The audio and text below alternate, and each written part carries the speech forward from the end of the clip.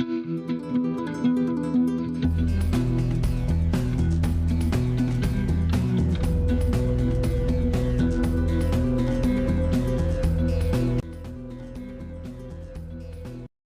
friends, welcome to Priya Veetu Samayal. இன்னைக்கு நம்ம சேனல்ல bedroom decluttering, deep cleaning and organizing எல்லாத்தையுமே ஒரே vlogல வந்து ஷேர் பண்ணிருக்கேன். இந்த வீடியோ கண்டிப்பா உங்களுக்கு யூஸ்ஃபுல்லா இருக்கும்னு நினைக்கிறேன். வீட்டை ஈஸியா சுத்தம் பண்ணி ஆர்கனைஸ் பண்ணனும் அப்படி நினைச்சீங்கன்னா இந்த வீடியோ கண்டிப்பா உங்களுக்கு யூஸ்ஃபுல்லா இருக்கும். இந்த வீடியோ பிடிச்சிருந்தா லைக் பண்ணுங்க, உங்க फ्रेंड्स கூட ஷேர் பண்ணுங்க. இப்போ வாங்க வீடியோக்குள்ள போலாம்.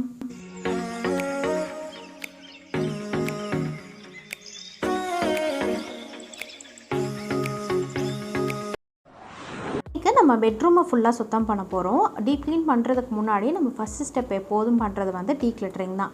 டீக்ளட்டரிங்னா என்னென்னா, நமக்கு தேவை இருக்கிற பொருட்கள் மட்டும் வச்சுட்டு தேவையில்லாத பொருட்கள், உடஞ்சி போன பொருட்கள், அந்த மாதிரி பொருட்கள் எல்லாம் எடுத்துகிட்டு தேவையுள்ளது மட்டும் வச்சு யூஸ் பண்ணுறது தான் டீக்ளட்டரிங். ஸோ அதை தான் நான் பண்ணிகிட்ருக்கேன். டெக்கர் ஐட்டம்ஸ்க்கு, அடுத்தது புக்ஸுக்கு, அடுத்தது வந்து உங்களுக்கு கேட்ட ட்ரெஸ்ஸிங் டேபிள் இருந்ததுன்னா ட்ரெஸ்ஸிங் டேபிளில் நம்ம நிறைய திங்ஸ் வச்சுருப்போம் இல்லையா, ஸோ அதிலெல்லாம் வந்து டீக்ளட்டர் பண்ணிக்கோங்க. என்கிட்ட ட்ரெஸ்ஸிங் டேபிள் இல்லை, நான் இந்த பாஸ்கெட்டில் தான் ஆர்கனைஸ் பண்ணி வச்சுருக்கேன். ஸோ ட்ரெஸ்ஸிங் டேபிள் வைக்கிற அளவுக்கு அவ்வளோ திங்ஸும் என்கிட்ட இல்லை. ஸோ இந்த பாஸ்கெட்டே எனக்கு வந்து போதும்.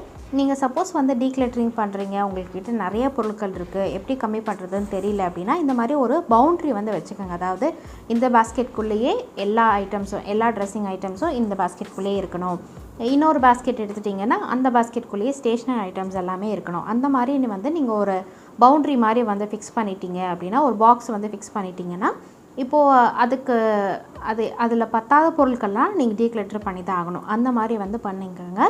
அந்த மாதிரி பண்ணும்போது எது ரொம்ப ரொம்ப முக்கியமோ அதை மட்டும் நீங்கள் எடுத்து வச்சுப்பீங்க. எதெல்லாம் வந்து முக்கியம் இல்லாமல் இருக்கோ அதெல்லாம் நீங்கள் டீக்ளட்டர் பண்ணுறதுக்கு ரொம்ப ரொம்ப ஈஸியாக இருக்கும். அதனால தான் இந்த டிப்ஸை வந்து ஷேர் பண்ணுறேன். அப்புறமா மெடிசன் அந்த பாஸ்கெட் வந்து டீக்ளட்டர் பண்ணிவிட்டு அதுக்கடுத்ததான் இப்போ வந்து ஸ்டேஷ்னரி பாஸ்கெட் வந்து டீக்ளட்டர் பண்ணிட்டுருக்கேன். ஸ்டேஷ்னரி ஐட்டம்ஸ்க்கும் அதே மாதிரி தான். உங்களுக்கு இந்த மாதிரி ஜிப்லாக் பவுச்சில் வந்து வச்சுருந்தீங்க அப்படின்னா தனித்தனியாக ஸ்கெச்சஸ் எல்லாம் தனியாக, பென் எல்லாம் தனியாக, இந்த மாதிரி கலர்ஸ் எல்லாம் வந்து தனியாக, இந்த மாதிரி வந்து வச்சுட்டிங்க அப்படின்னா உங்களுக்கு ரொம்ப ரொம்ப ஈஸியாக இருக்கும். அதே மாதிரி எடுக்கும் போது உங்களுக்கு ரொம்ப ஈஸி. அடியில் இருக்கிறது மேலே இருக்கிறது எடுக்கிறதும் ரொம்ப ரொம்ப ஈஸியாக இருக்கும். அதே மாதிரி எந்த பொருளும் தொலையாமையும் இருக்கும் உங்களுக்கு. ஸோ இது வந்து என்னுடைய ஸ்டேஷ்னரி பாக்ஸு. இதுவும் இப்போது நம்ம ரெடி பண்ணியாச்சு. ஸ்டேஷ்னரி கிராஃப்ட் ஐட்டம்ஸ் எல்லாமே இதில் தான் இருக்கும்.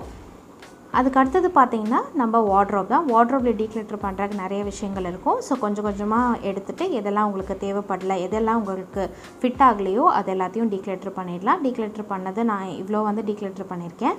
ஸோ இதை வந்து நம்ம நல்லா இருக்கிற துணியை மட்டும் டொனேட் பண்ணிடலாம். ஃபஸ்ட்டு கோவிட் டைமில் தான் வந்து இந்த மாதிரி வந்து அநாத ஆசிரமத்துலலாம் இந்த மாதிரி கிளாத்ஸ் எடுக்காமல் இருந்தாங்க. இப்போ எடுக்கிறாங்க. ஸோ வந்து நீங்கள் இந்த தீபாவளி வரனால அந்த சீசனுக்கும் வந்து எடுத்துப்பாங்க. நீங்கள் கொடுத்தீங்கன்னா எடுத்துப்பாங்க. ஸோ இந்த மாதிரி கிளாத்ஸ் நம்ம யூஸ் பண்ணாத கிளாத்ஸ் எல்லாமே மற்றவங்களுக்கு யூஸ்ஃபுல்லாக இருக்கும் அப்படின்றனால நான் வந்து டொனேட் பண்ணிடுவேன் எப்போவுமே. ஸோ இதெல்லாம் தான் நம்ம டீக்ளட்டர் பண்ணது. நிறையா வந்து பேப்பர்ஸ் தான் இருந்தது. அதுக்கப்புறமா வந்து எம்டியான பாக்ஸஸ், எக்ஸ்பைரி ஆனது, இந்த மாதிரியெல்லாம் இருந்தது. இதெல்லாம் வந்து டீக்ளட்டர் பண்ணியாச்சு. அடுத்தது எல்லாத்தையும் டீக்ளட்டர் பண்ண முடிச்சதுக்கப்புறமா டஸ்டிங் தான். எப்போது நான் சொல்கிற மாதிரி ஃபஸ்ட்டு வந்து சீலிங்கை, வாலெல்லாம் டஸ்ட் பண்ணிக்கோங்க. அதுக்கப்புறமா ஃபேன் வந்து டஸ்ட் பண்ணிக்கோங்க. ஃபேன் டஸ்ட் பண்ணுறதுக்கும் வந்து டஸ்ட் பண்ணி முடிச்சதுக்கப்புறமா வினிகர் சொல்யூஷன் ஸ்ப்ரே பண்ணி நான் வைப் பண்ணிடுறேன். அவ்வளோதான்.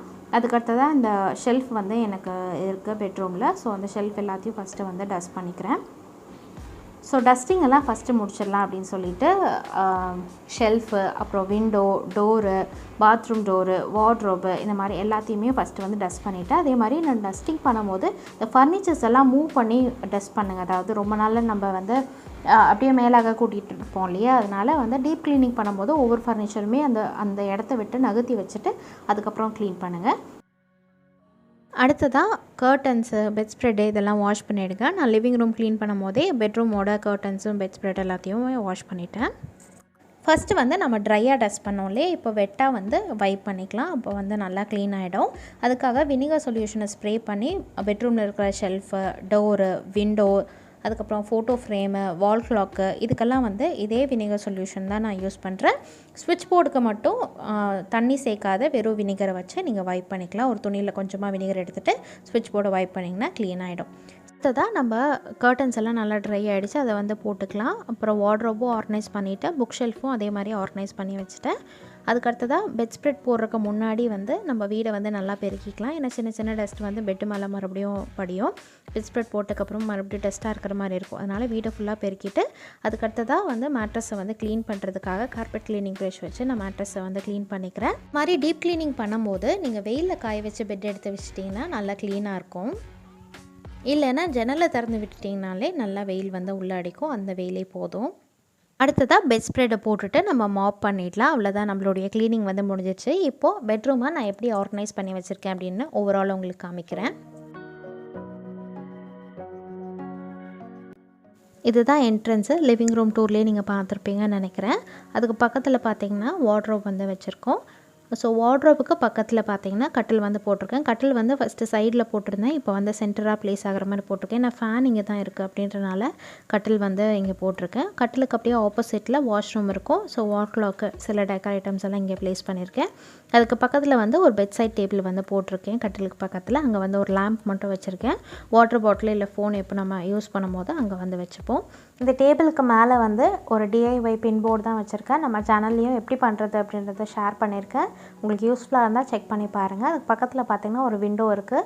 விண்டோவுக்கு பக்கத்துலேயே வந்து கொஞ்சமாக இருக்கிற ஸ்பேஸில் வந்து கேலண்டர் வந்து வச்சுருக்கேன். இந்த சைடு பார்த்திங்கன்னா புக் ஷெல்ஃப் இருக்குது. இதில் தான் வந்து டெக்கர் ஐட்டம்ஸ் வந்து ஃபஸ்ட்டு ஷெல்ஃபில் வந்து நான் வச்சுருக்கேன். இப்போ செகண்ட் ஷெல்ஃபில் வந்து புக்ஸ் எல்லாம் நமக்கு யூஸ் பண்ணுவோம்ல அது வச்சுருக்கேன். அப்புறம் ஒரு டெக்கர். இது வந்து ஸ்டேஷ்னரி பாக்ஸ் ஆர்கனைஸ் பண்ணும்போது பார்த்துருப்பீங்க. இது வந்து மெடிசன் எல்லாம் யூஸ் பண்ணுற அந்த பாக்ஸு. இதுவும் நீங்கள் டீக்ளேட்டர் பண்ணும்போது பார்த்துருப்பீங்க. இது வந்து ட்ரெஸ்ஸிங் டேபிளாக வந்து யூஸ் பண்ணிகிட்ருக்கேன். இந்த பாக்ஸில் ட்ரெஸ்ஸிங் ஐட்டம்ஸ் எல்லாம் வச்சு. இது வந்து நம்ம ரெகுலராக வந்து யூஸ் பண்ணுவோம் இல்லையா, அந்த ஐட்டம்ஸ் எல்லாம் வைக்கிறதுக்காக, கம்மல் செயின் இதெல்லாம் வைக்கிறதுக்காக இது வந்து ரெகுலராக யூஸ் பண்ணுறதுக்காக இங்கே வச்சுருக்கேன். அதுக்கு கீழே பார்த்திங்கன்னா நெயில் கட்டர், சீப்பு, அப்புறம் சார்ஜர், இந்த மாதிரி சில ஐட்டம்ஸ் மிஸ்லேனியஸ் ஐட்டம்ஸ் எல்லாம் அங்கே வந்து வச்சுருக்கேன். ஸோ இதுதான் வந்து இந்த ஷெல்ஃபு. இதுக்கு கீழே பார்த்திங்கன்னா வந்து 4th ஷெல்ஃபில் வந்து நான் என்னுடைய ஹேண்ட்பேக்கும் 2 அயன் பாக்ஸ் வந்து வச்சுருக்கேன். ஒன்று வந்து வீட்டில் யூஸ் பண்ணாலும் இன்னொன்று வந்து நம்ம ட்ராவலுக்கு எடுத்துகிட்டு போகலாம், அதுக்காக வந்து அப்படியே வச்சுருக்கேன்.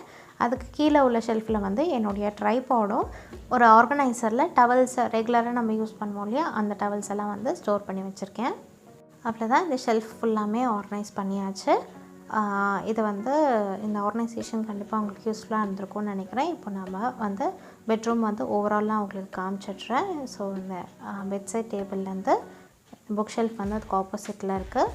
அதுக்கு பக்கத்தில் வந்து பாத்ரூம் டோர் இருக்குது. அதுக்கு ஆப்போசிட்டில் பார்த்திங்கன்னா பெட்டு வந்து போட்டிருக்கோம்.